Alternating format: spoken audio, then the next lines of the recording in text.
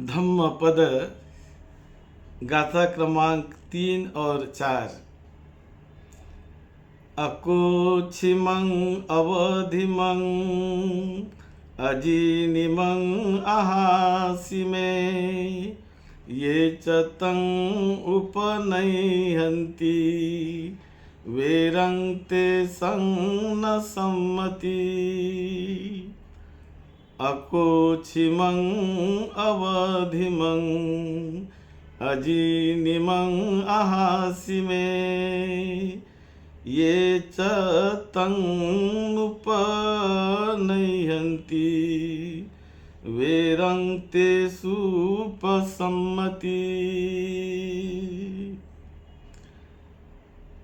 वैर भाव कैसे शांत होता है? यदि जो कोई व्यक्ति हमेशा अपने मन में वैर को बांधे रखता है, उसने मुझे गाली दी, उसने मेरा अपमान किया, उसने मुझे फंसाया, उसने मुझे मारा, उसने मुझे हराया, ऐसा भाव हमेशा जो व्यक्ति अपने मन में रखता है, उनके मन का वैर कभी शांत नहीं होता है। वो वैर बढ़ते ही रहता है, बढ़ते ही रहता है। ये जो गाथा तथागत बुद्ध ने श्रावस्ती के जेतवन विहार में कही। श्रावस्ती के जेतवन विहार में, विहार के सामने एक बहुत बड़ा हॉल था और उस हॉल में लोग आते थे, बैठते थे। सभी बाहर से आने वाले लोग उस हॉल से आकर ही अंदर जाते थे। तो वहाँ पर हमेशा ये तिस्स नाम का भिक्षु, जो भगवान बुद्ध का चचेरा भाई था, उनका कजीन था, तो वो हमेशा वहाँ पर बैठता था। उसने बड़े लेट प्रवज्ञा ली थी, बहुत बूढ़े अवस्था में उसने प्रवज्ञा ली थी और वहाँ पर देरी से प्रवज्ञा लेने के कारण वो वैसे नया ही था, जूनियर था, लेकिन उसकी आदत थी कि उस हॉल में बैठना हमेशा। तो लोग जब बिहार में आते थे, तो बिहार में आने के बाद लोग उनको देखते थे। बाहर से लोग आते हैं, बाहर से कोई गेस्ट आते हैं, कोई गेस्ट भिक्षु आते हैं, तो ये वहाँ पर बैठा होने के कारण पहले लोग उनके पास जाते थे, उनके पास जाकर उनको वंदन करते थे और वंदन करके उनको वंदन करके थोड़ी सी बातें करके फिर चले जाते थे। तो ऐसी एक आदत लग गई उनको वहाँ हमेशा बैठने की। एक दिन ऐसा हुआ, कुछ नए भिक्षु, गेस्ट भिक्षु बाहर से आए बुद्ध को मिलने के लिए। तो आते समय वो भी हमेशा की तरह उस हॉल में से जा रहे हैं। उन्होंने देखा इसको बैठे हुए, एक तिस्स स्थविर जैसा लगता है, महास्थविर जैसा, उम्र थोड़ी अधिक थी। तो इन्होंने जाकर उनको वंदन भी किया और वंदन करने के बाद उन्होंने पूछा कि बनते आपके वर्षावास कितने हुए? तब तिस्स ने कहा कि वर्षावास तो मेरे ज़्यादा नहीं हुए, मैं तो कुछ महीनों पहले में, कुछ साल पहले में प्रवज्जित हो गया हूँ। तो उसमें से जो एक भिक्षु था, बड़ा विद्वान, उसने क्रोध में आकर कहा, अरे तुम्हें समझ में नहीं आता? तुमसे बड़े बड़े सीनियर भिक्षु आते हैं और वो तुम्हें वंदन करते हैं, तुम उनका वंदन स्वीकार करते हो, उनका सम्मान नहीं करते हो और उनसे बड़ा सम्मान पाते हो तुम। ये तो गलत है, तुम तो विनय को तोड़ते हो, ये तो विनय के विरुद्ध है। तो जब ये बताते समय उसने अपनी उंगलियों से उसके सर पर भी मार दिया कि तुम यहाँ ऐसा मत करो, ऐसा मत बैठा करो।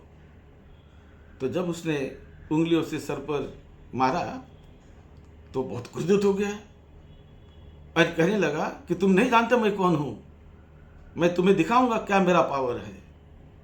ऐसा करके बड़ा क्रोधित होकर वो रोते हुए और बड़े क्रोध से बुद्ध को मिलने चला गया, क्योंकि बुद्ध का वो भाई था, तो मिलने गया। जब ये मिलने जा रहा है तो इन लोगों ने भी देखा, जो एक समूह में थे, कि चलो ये क्या बताता है, बुद्ध क्या कहते हैं, तो ये भी उनके साथ साथ उनके पीछे पीछे चले गए। बुद्ध को जब वो बताने लगा, ये भी वहां पर बैठे थे। बुद्ध ने सब सुन लिया, और सुनने के बाद बुद्ध ने पूछा, क्या तिस्सा तुम ऐसा करते हो? हाँ बनते, मैं वहां बैठता हूं। तो वहां बैठने के बाद जो बाहर से भिक्षु आते हैं, क्या उनका तुम प्रेम से स्वागत करते हो? उनको पूछते हो क्या तुम कि कहाँ से आए हो, कितने वर्ष आए तुम्हारा, क्या किससे मिलना है, क्या है, क्या ऐसा तुम पूछते हो क्या? नहीं, मैं ऐसा नहीं पूछता। क्या वो तुम्हें वंदन करते हैं? हाँ, मुझे वंदन करते हैं। तो क्या तुम अपनी बताते हो अपने बारे में कि मैं तो छोटा हूँ और इतनी मेरे वर्षावास है? नहीं, ऐसा भी मैं नहीं बताता। तो तिस्सा, गलती तुम्हारी है, तुमने विनय को तोड़ा है। इसलिए इन्होंने जो कहा, इन्होंने जो तुमको उंगलियों से मारा भी, तो गलती इनकी नहीं, तुम विनय को तोड़ते हो, गलती तुम्हारी है। तुम ऐसा करो, इनको माफी मांगो, तुम्हारी अपनी गलती स्वीकार करो। तो सबके सामने बुद्ध ने तिस्सा को, भिक्षु तिस्सा को जब ऐसा बताया, तो वो और भी वो उद्विग्न हो गया, कहने लगा, मैं इनसे माफी नहीं मांगूंगा, मैं माफी नहीं मांगूंगा। बुद्ध कहते, नहीं, तुम्हें माफी मांगना है। तो भी वो नहीं कहता है। तब बुद्ध ने कहा, ये गाथा तब बुद्ध ने बताई कि देखो, ये तो माफी नहीं मांगेगा, ये आज ही नहीं, इनकी ऐसी आदत थी, पहले पूर्व जीवन में भी ऐसा ही था, ऐसा ही इसका स्वभाव था। तो इन्होंने कहा कि पूर्व जीवन कैसा था हमें पता नहीं है, बनते आप बताइए। तब उन्होंने, बुद्ध ने उनको उसके पूर्व जीवन की कहानी बताई कि एक बार बहुत लंबे समय पहले वाराणसी में दो तपस्वी हिमालय पर्वत से आए और कुछ दिन वहां रहना चाहते थे। पहला तपस्वी आया, उसका नाम देवल तपस्वी था। तो उसने पूछा कि भाई, ये शहर में कोई रहने लायक जगह है? तो बता दिया कि कुंभकार भवन है, वहाँ जाकर रह सकते हैं। तो वहाँ पर वो गया, वहाँ के मैनेजर को पूछा, जो रक्षक था, और उसने परमिशन दी, वहाँ वो रात को रहने के लिए उनका इंतजाम किया गया। उसके कुछ एक आध घंटे बाद एक दूसरे तपस्वी भी वहाँ से हिमालय पर्वत से आ गए। उनका नाम था नारद तपस्वी, नारद तापस तपस्वी। उन्होंने परमिशन मांगी कि मुझे एक रात रहना है। तो उन्होंने कहा, मेरी कोई हर्जा नहीं है, रहो, पहले भी एक तपस्वी आया हुआ है, वो भी वहाँ पर रुका है, तुम भी रुको। परमिशन दे दी। फिर वो दोनों वहाँ पर रुकने का संकल्प करके रुके। रुकने के पहले अच्छी बातें वगैरह उनकी हो गई, और उसके बाद वो दोनों रात में सोने लगे।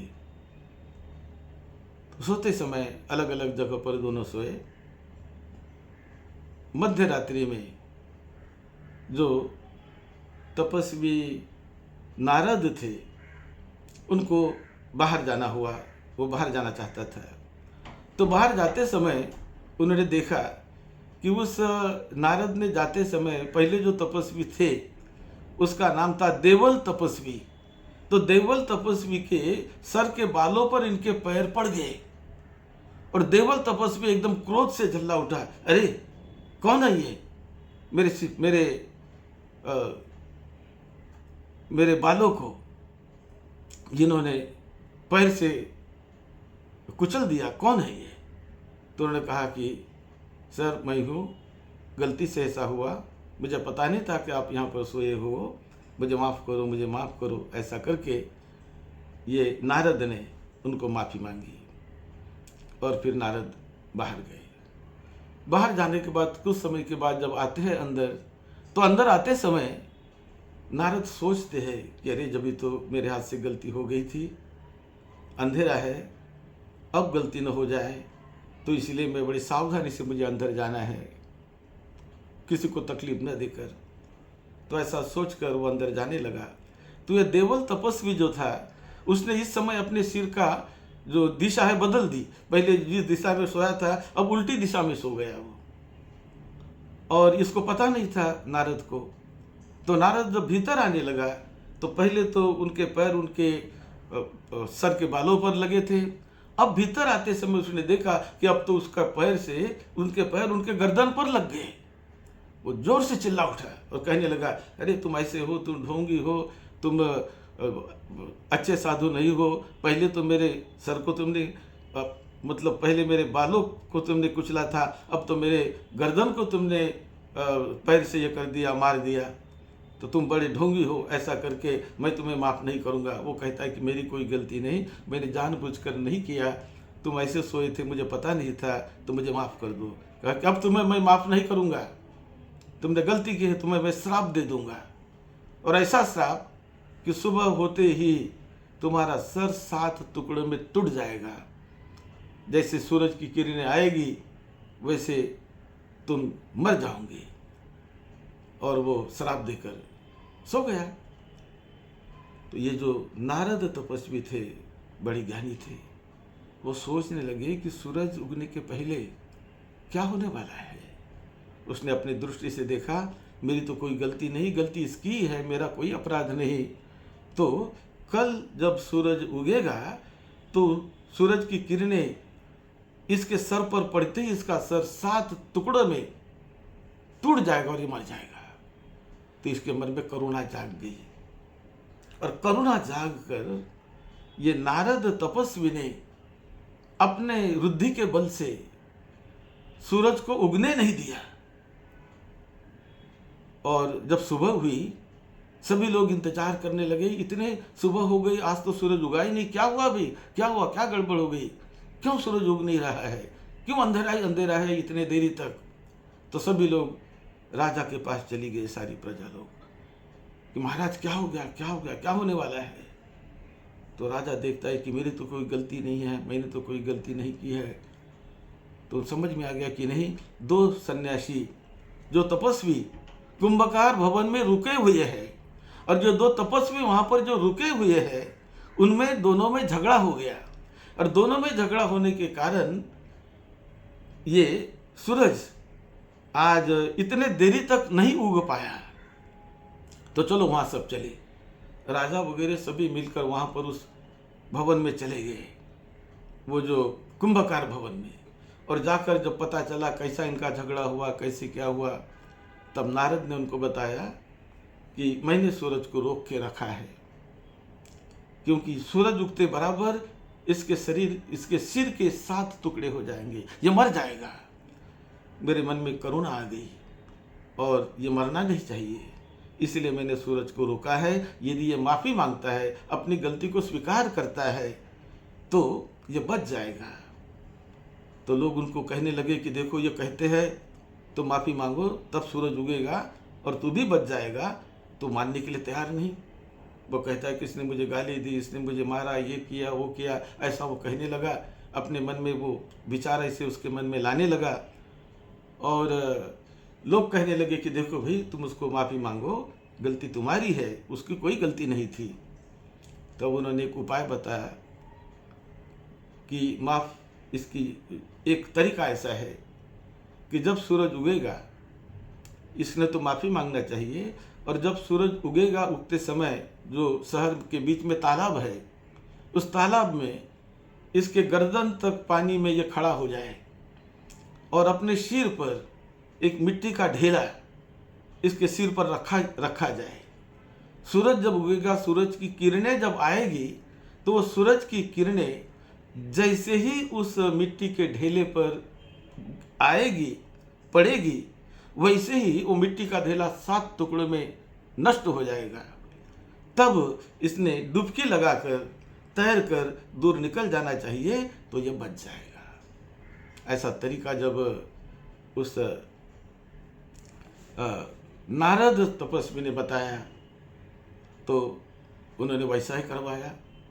इसको खड़ा रखा गया है, वो तालाब में जाकर वो खड़ा रहा, उसके सिर पर मिट्टी का ढेला दिया गया और जैसे सूरज उगा, सूरज की किरणें, इन्होंने जब सूरज उगने लगा, इनके आदेश से, नारद के आदेश से जब सूरज उगने लगा, सूरज उगते ही उसकी किरणें उस ढेले पर पड़ी, वो ढेला 7 टुकड़ों में नष्ट हो गया और ये डुबकी लगाकर तैर कर बाहर निकल गया। ऐसी ये कहानी हुई और इस कहानी के समय तथागत बुद्ध ने ये 2 गाथाएं कही है कि जो कोई व्यक्ति अपने मन में हमेशा गलत धारणा रखता है और हमेशा मुझे किसी ने मारा है, मेरा किसी ने अपमान किया है, मुझे किसी ने लूटा है, मुझे किसी ने गलत गाली दी है, तो इस प्रकार का विचार जो अपने मन में रखते हैं, उनके मन का वैर कभी शांत नहीं होता है। वैर बढ़ते ही रहता है। लेकिन जो कोई व्यक्ति ऐसे विचार को अपने मन में नहीं रखता कि इसने मुझे मार दिया, इसने मुझे गाली दी, इसने मुझे लूट लिया, इसने मेरा अपमान किया, इसने मुझे धोखा दिया, इस प्रकार का जो विचार, निगेटिव विचार जो अपने मन से निकाल देता है, मन में नहीं रखता है, उसका वैर शांत हो जाता है, लेकिन जो ऐसे विचारों को बार बार मन में रखता है, उसका वैर शांत नहीं होता। उसका वैर, उसका द्वेष, उसका क्रोध बढ़ते ही रहता है। यही धम्म का नियम है। ये बात तथागत बुद्ध ने बताई। और इस गाथा में 2 बातें कि बुद्ध कैसे न्याय देने वाले थे, सत्य को कैसे बताने वाले थे। तो सत्य बताया कि इस प्रकार का क्रोध का या इसका संकल्प अपने मन में बार बार मत किया करो, ये भी बात बताई। और वो बड़े न्यायी थे। उनके भाई, चचेरे भाई, कजिन, वो भिक्षु बने, तो उन्होंने उनको न्याय नहीं दिया। उन्होंने न्याय, जो सत्य धम्म है, जो विनय का पालन करता है, उसकी तरफ उन्होंने न्याय दिया बुद्ध ने। और यहाँ पर विनय की बात बताई गई कि विनय का किस प्रकार पालन करना चाहिए। जो छोटे होते हैं उन्होंने हमेशा बड़ों का सम्मान करना चाहिए, बड़ों को वंदन करना चाहिए और आदर सम्मान करना चाहिए। उसी प्रकार जब कोई भिक्षु बाहर से विहार में आते हैं, तो विहार में रहने वाले भिक्षुओं ने बड़े प्रेम से, आनंद से उसका स्वागत करना चाहिए, उठकर बैठकर उनका आदर सम्मान करना चाहिए। यही नियम है, यही नियम तथागत बुद्ध ने बताया और ये गाथा उस समय पर कही गई। तो ये विनय की नियामता, धम्म की नियामता और मन का स्वभाव कि बार बार क्रोध को, बार बार निगेटिव भाव को मन में जगाने से मन शांत नहीं होगा, क्रोध बढ़ते जाएगा। इसीलिए मन में ऐसे विचारों को जगह ना दो, उसको वही भूल जाओ। भूलने से ही क्रोध नष्ट होता है और शांति प्रस्थापित होती है। यही धम्म का नियम है, ये विशेष बात तथागत बुद्ध ने धम्मपद की इस गाथाओं में बताई। और बुद्ध ये जानते थे कि कैसा उनका जन्म हुआ, वाराणसी में कैसे उस समय उन्होंने जन्म लिया था। तब बुद्ध ने इस गाथा को कहते समय कहा कि उस समय ये जो आज तिस्स है, वो तिस्स उस समय देवल नाम का तपस्वी था और नारद ये राजा थे उस वाराणसी के, और मैं आनंद राजा थे और मैं नारद, मेरा नाम नारद था।